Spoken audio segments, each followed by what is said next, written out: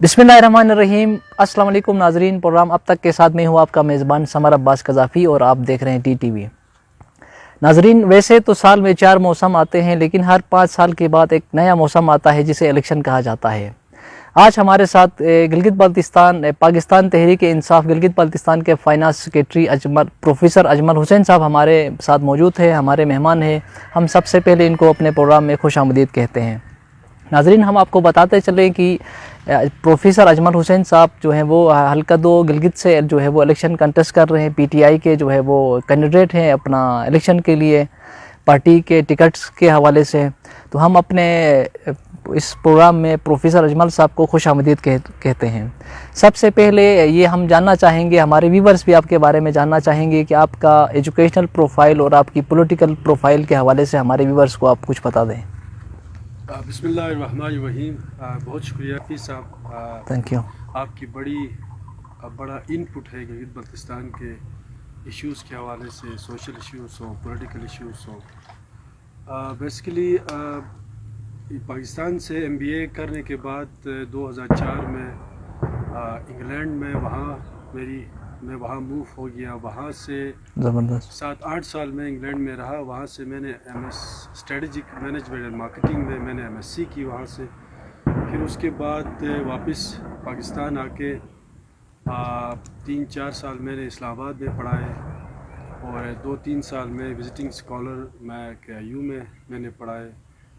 और 3 साल पहले मैंने प्रॉपर तरीके से पाकिस्तान तहरीक इंसाफ मैंने ज्वाइन की। ऑल दो खान साहब के विजन के नज़रियाती वर्कर जब से इंग्लैंड में था, मैं 2004-5 में वहीं से मैंने खान साहब के साथ मेरी एफिलिएशन स्टार्ट हुई।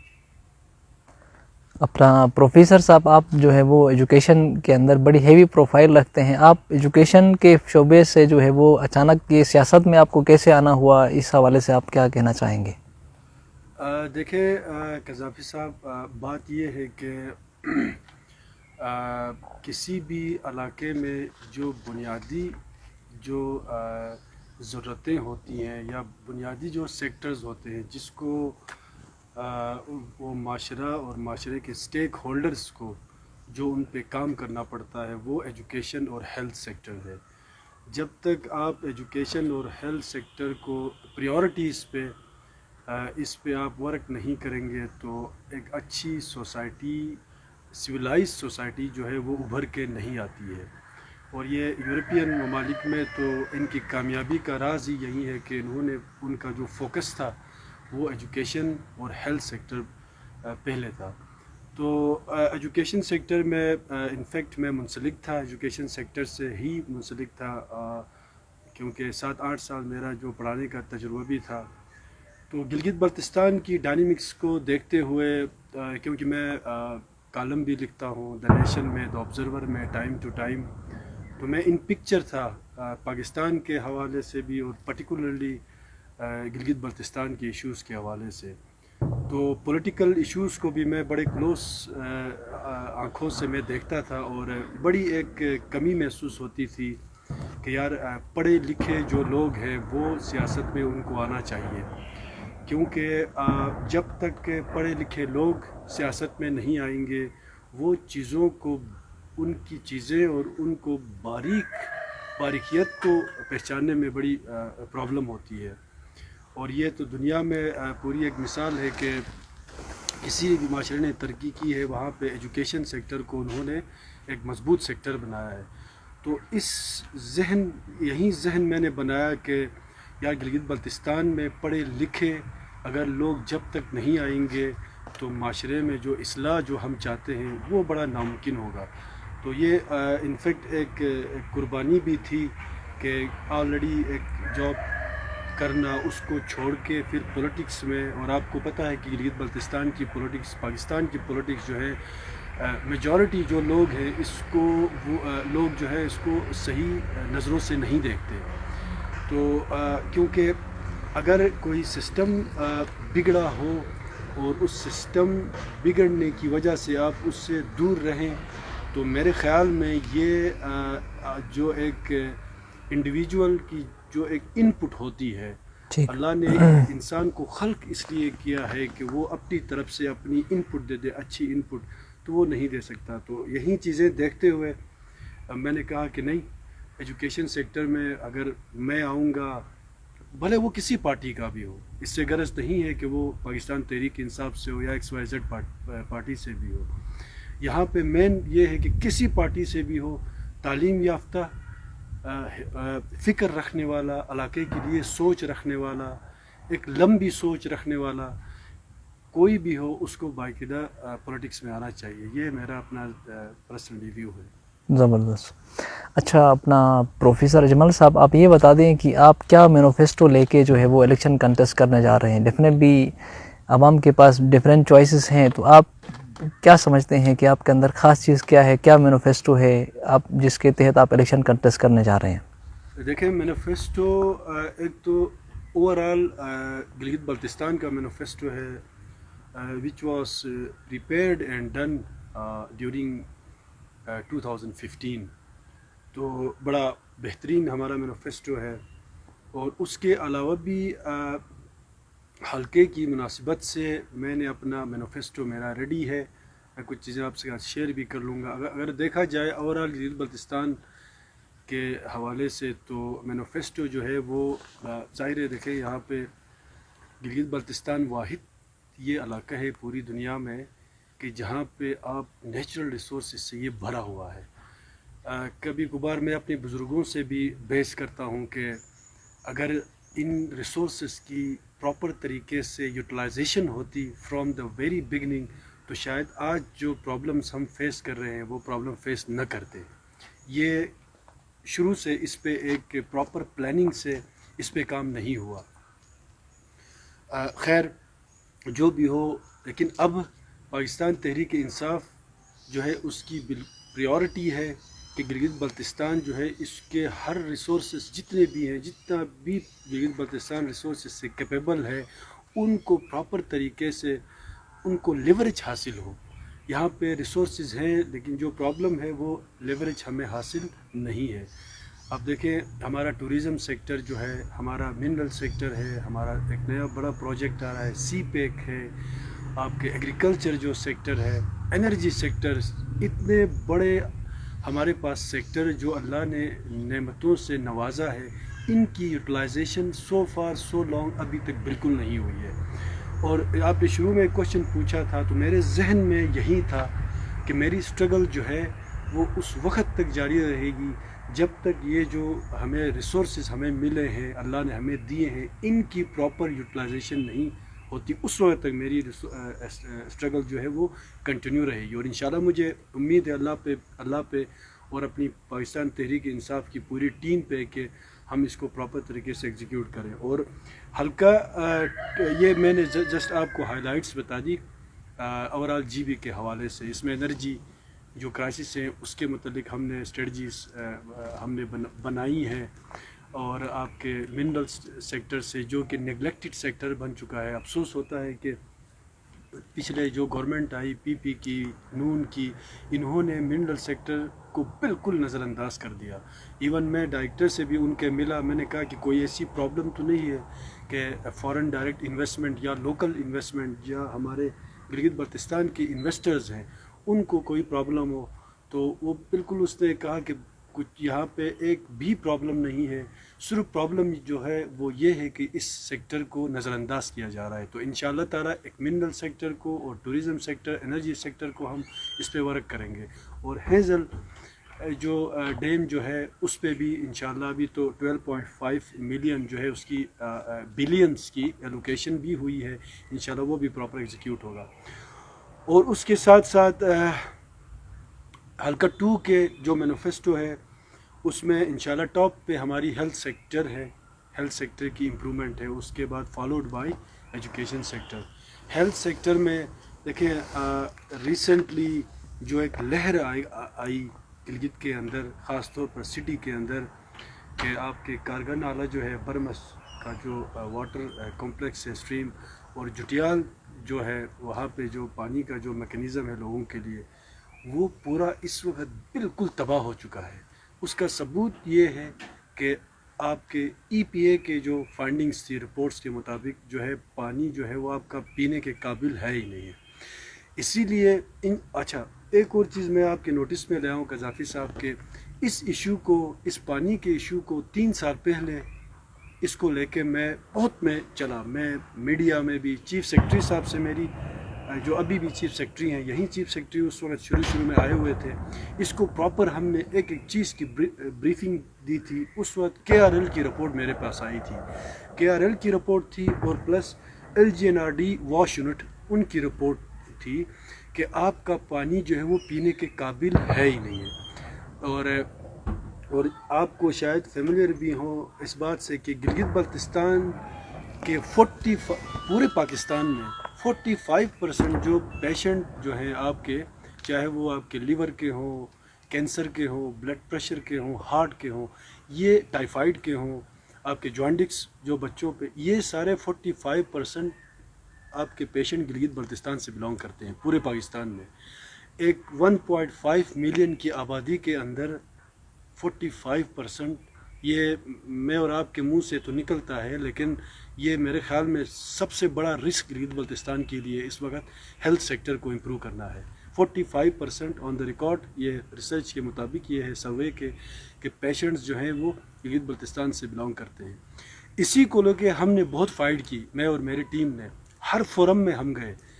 میں نے پہلے بتایا چیف سیکرٹری صاحب سے, اخباروں میں, واسا کے سیکرٹری سے ملے, 3-4 دنوں میں انہوں نے کہا کہ بھئی یہ مسئلہ ہم حل کریں گے. اور دیکھیں گلگت ڈسٹرکٹ کے اندر جس میں دنیور, جگلوٹ وغیرہ سب شامل کر کے ہمارے پاس 62 واٹر فلٹریشن پلانٹس ہیں اس وقت, اور 62 واٹر فلٹریشن پلانٹس کے اندر 52 are not operational, disorder ہیں.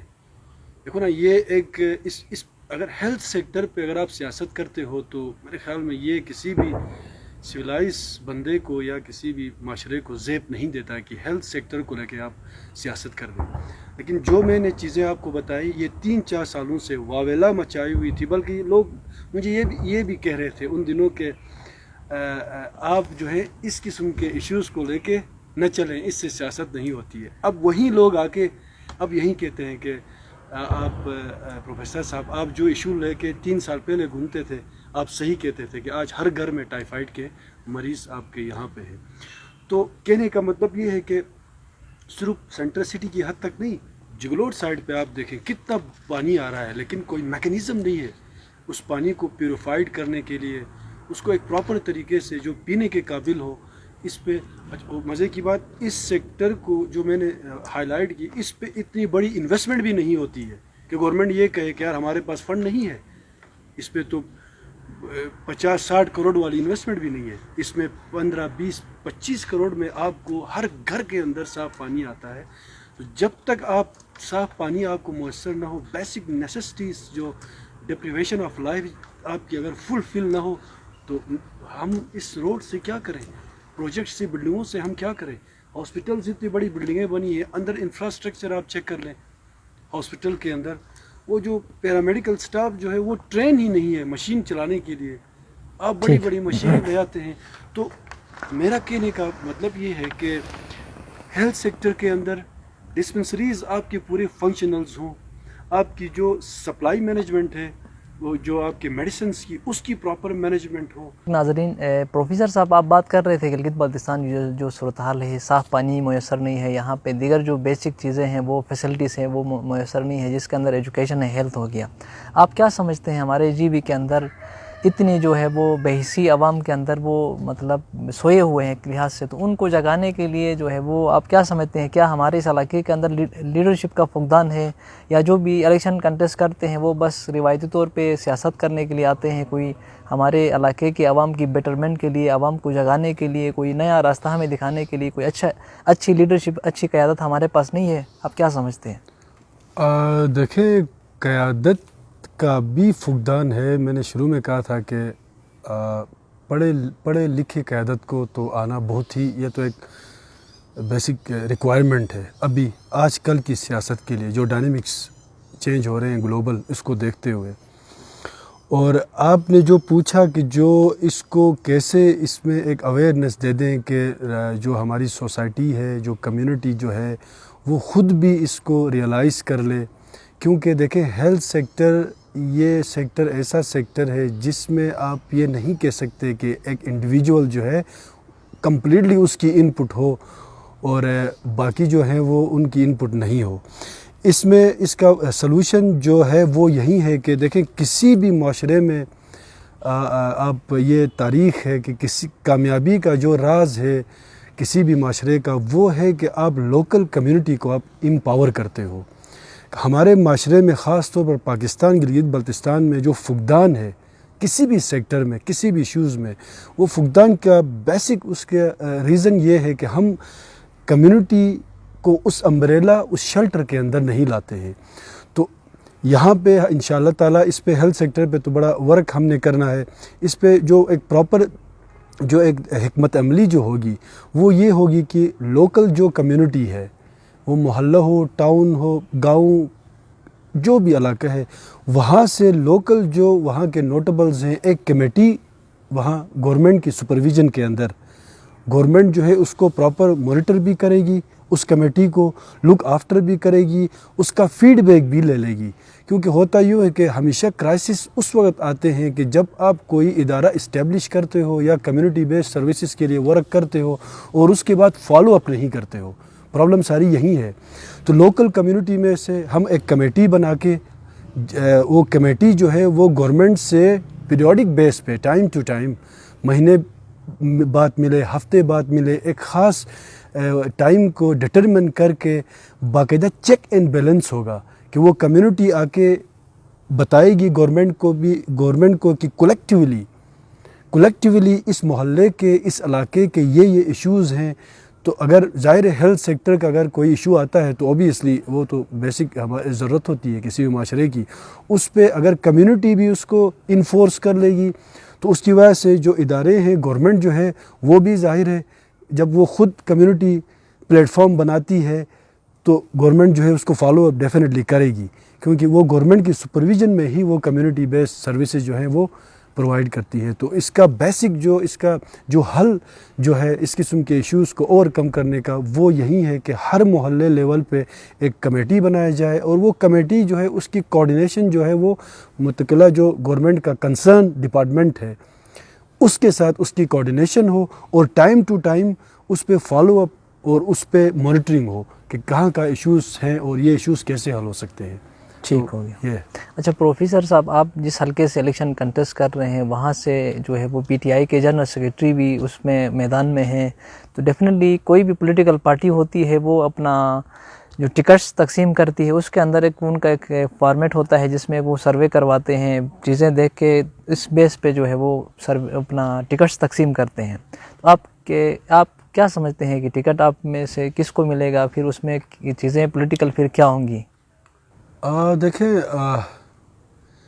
سیاست جو ہے یہ ایک اوپن گراؤنڈ ہے، اس میں ہر بندہ اس میں آ سکتا ہے اور وہ ڈپینڈ کرتا ہے کہ اس بندے کی اسٹرگل کس حد تک ہے۔ تو رہی بات انفیکٹ جی ایس صاحب بھی اس حلقے میں انٹرسٹڈ ہیں، یہ ان کا رائٹ ہے، سب کا رائٹ ہے۔ اسی طرح میری بھی کوشش ہے کہ ٹکٹ مجھے ملے، لیکن یہاں پہ ایک بات میں واضح کروں کہ میں یہ نہیں کہوں گا کہ ٹکٹ جو ہے وہ اجمل کو ہی ملے، بلکہ کسی کو چھوڑ کے یا اگر کوئی سینئر ہے تو اس کی جو سٹرگل ہے اس کو ایبولش کر کے کسی کو ٹکٹ ملے، چاہے وہ اجمل ہو ایکس وائی زیڈ ہو، میں اس کا قائل نہیں۔ لیکن ایک چیز میں کلیئر بتا دوں کہ کیونکہ پاکستان تحریک انصاف خان صاحب جو ہیں شروع سے میرٹ اور ڈسپلن جو ہے اس پہ بڑے ہم جو پاکستان تحریک انصاف ہے وہ اس پہ فوکسڈ ہے ابھی تک۔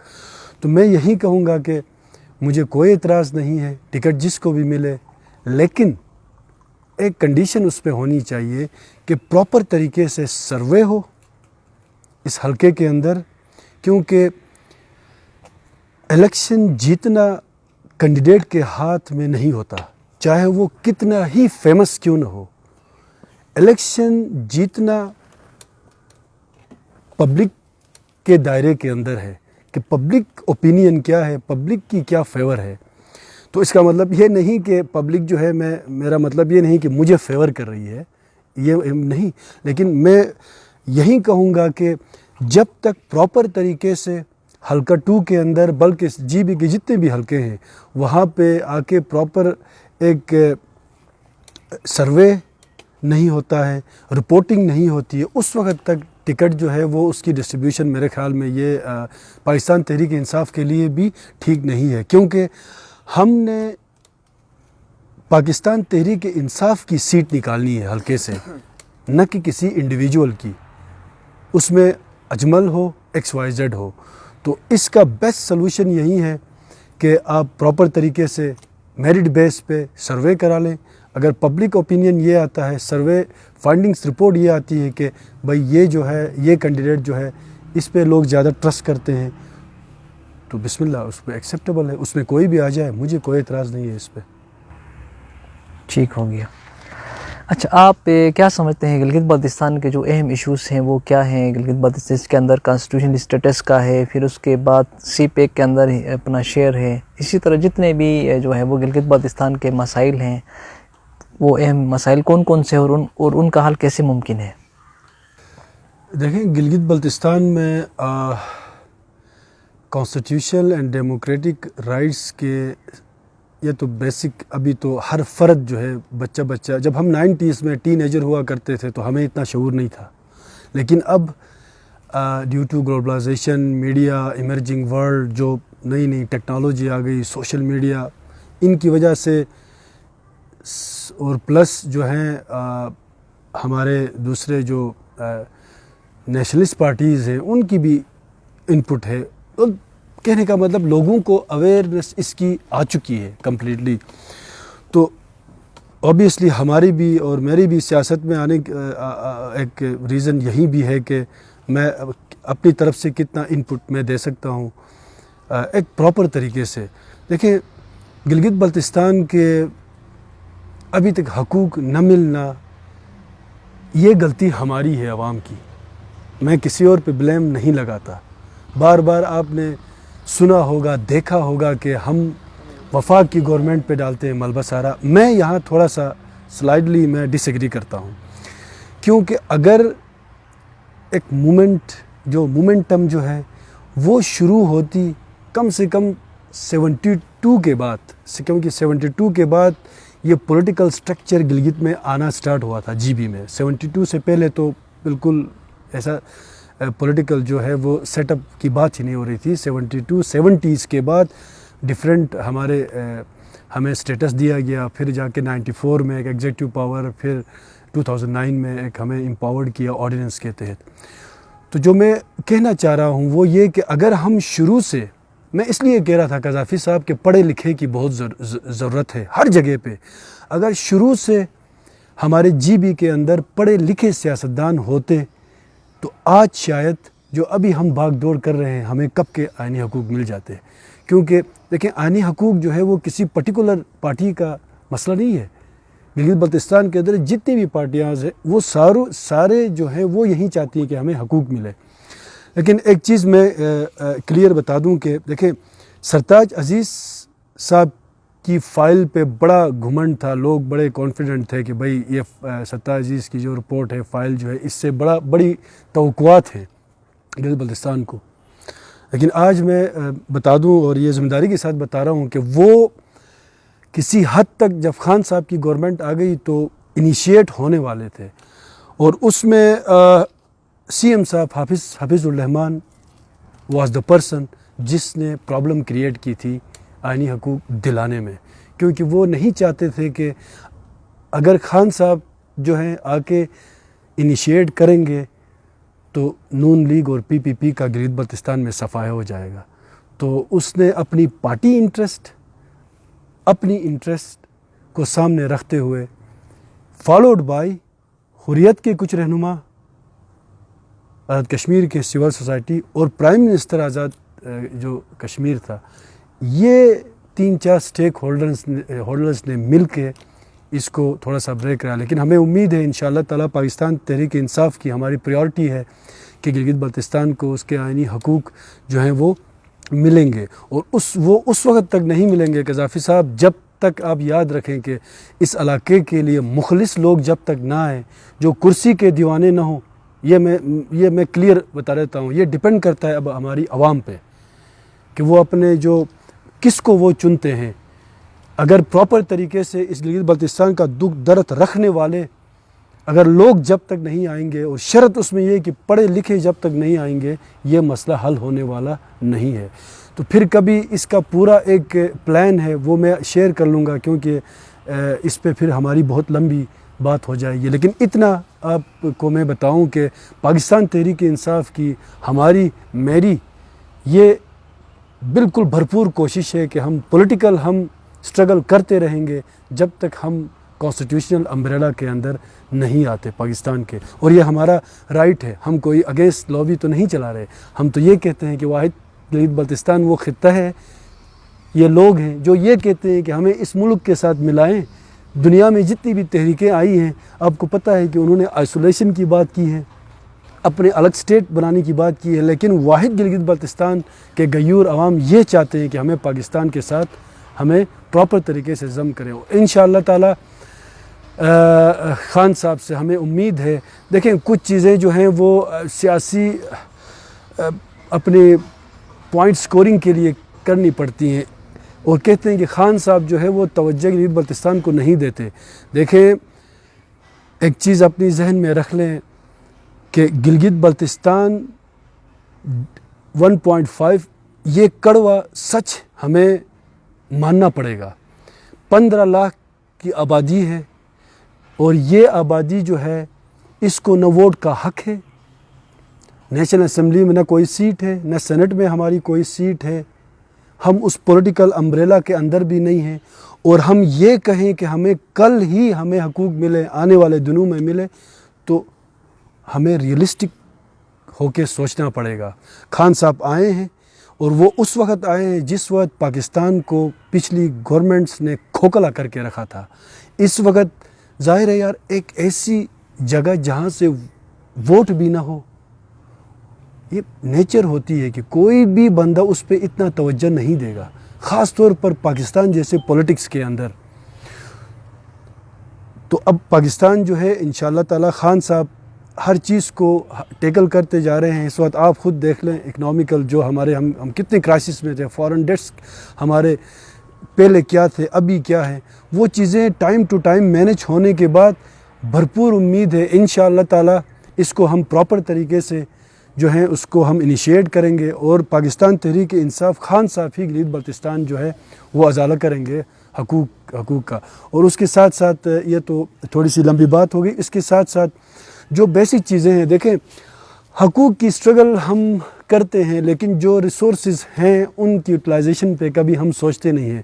جو آپ نے سوال پوچھا تھا energy sector, 1 lakh mega what ہمارے پاس کیپیسٹی ہے پاور کی، جنریٹ کر سکتے ہیں. ابھی تک کوئی انیشیٹ نہیں ہوا. میں اس لیے کہہ رہا تھا کہ یہ سب جو سابق گورنمنٹ جتنے بھی آئی ہیں یہ ان کی وجہ سے یہ ہے، اس میں کوئی ڈسپیوٹڈ والا چکر تھا ہی نہیں.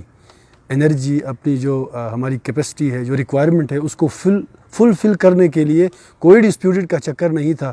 منرل سیکٹر آپ کے دنیا کے ہائیسٹ رینجز یہاں پہ ہیں. ابھی تک منرل سیکٹر پہ 0.1% بھی ایکسپلور کسی نے نہیں کیا. لوکل جو ہمارے گلگت بلتستان کے جو لیز پہ کام کرنے والے انویسٹرز ہیں ان کو دیوار پہ لگایا جا رہا ہے. یہ ہماری پریورٹی میں سے ایک پریورٹی ہے کہ لوکل گلگت بلتستان کے جو انویسٹرز ہیں مائننگ میں، منرل سیکٹر میں، ان کو ہم امپاورڈ کریں گے، پلس فورن ڈائریکٹ انویسٹمنٹ کو ہم یہاں انٹروڈیوس کرائیں گے منرل سیکٹر میں. ایک تو منرل سیکٹر پہ ہم نے کام کرنا ہے پراپر.